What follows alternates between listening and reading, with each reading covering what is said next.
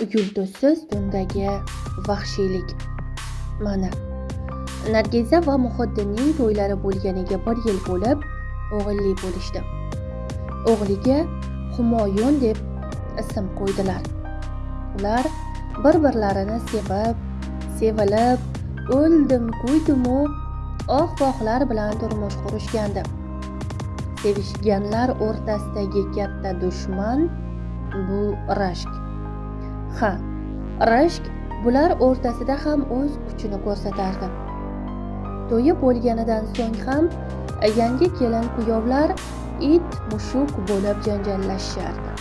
Hech vaqt o'tmagani Layli Majnunga aylanishardi. Hatto bir kuni Nargiza Muhiddinning ishxonasiga ham do'ppaygan qorni bilan janjal ko'tarib borgandi.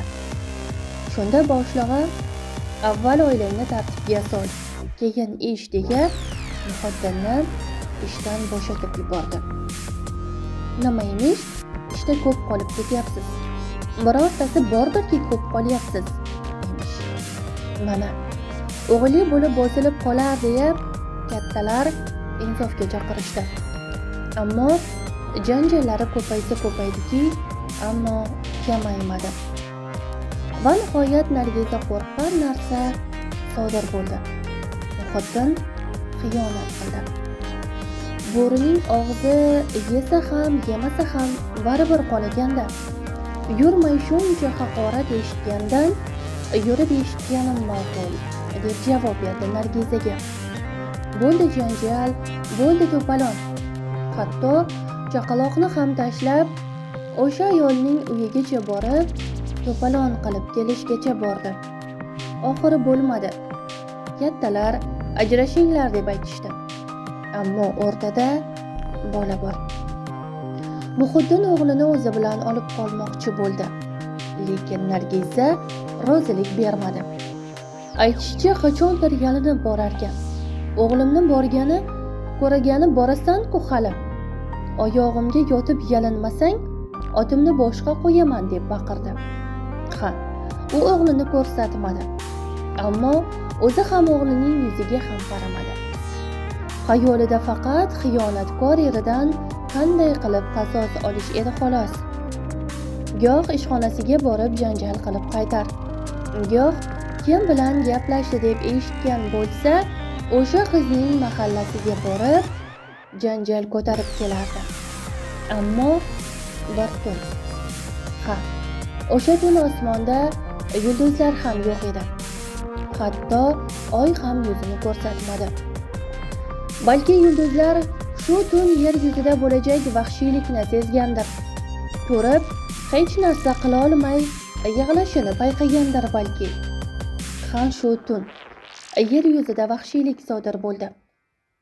Nargiza erini qamatish maqsadida o'z jigarini, yuragining parchasini, hali endigina 6 oylik chaqalog'ini og'zini skotchladi. Qo'l oyog'ini ham skotchlab molxonaga, somonlar orasiga ko'mib tashladi. Mittigina farishtaga bu azoblar kammidi. Ammo bu ayol shu bilan qoniqmadi. Molxonaga o't qo'yib yubordi. Yer yuzida vahshiylar tomonidan yana bir vahshiylik sodir bo'ldi.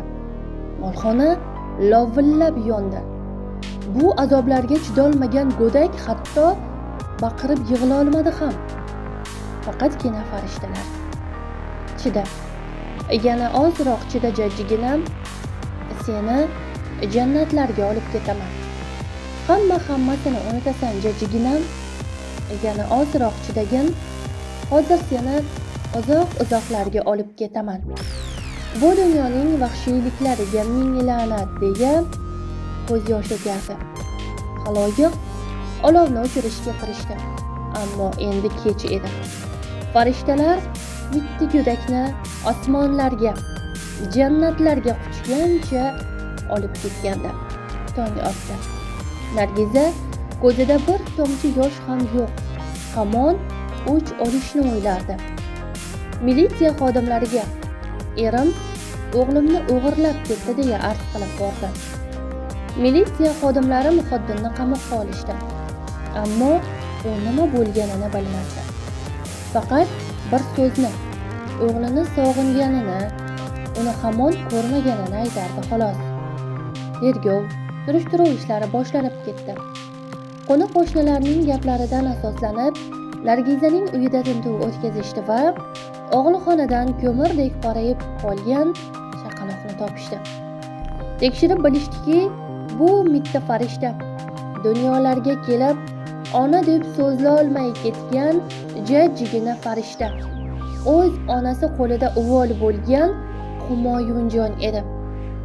Bu qismatga hatto butun xaloyiq, yer u osmon ham yig'lashdi. Johil, vahshiy ona 16 yilga qamaldi. Ammo u qamoqdan chiqar. Lekin mitti farishtani hayotini kim qaytarib beradi? Hayot beshafqat deymiz. Ammo hayot emas, insonlar emasmi? Asal shafqatsiz. Videoroligimiz sizlarga manzur kelgan bo'lsa, iltimos, boshqalar ham manfaatdor bo'lishlari uchun o'z hissangizni qo'shgan holda bir dona like hamda podpisatsiya tugmachasini bosib qo'yishni unutmang.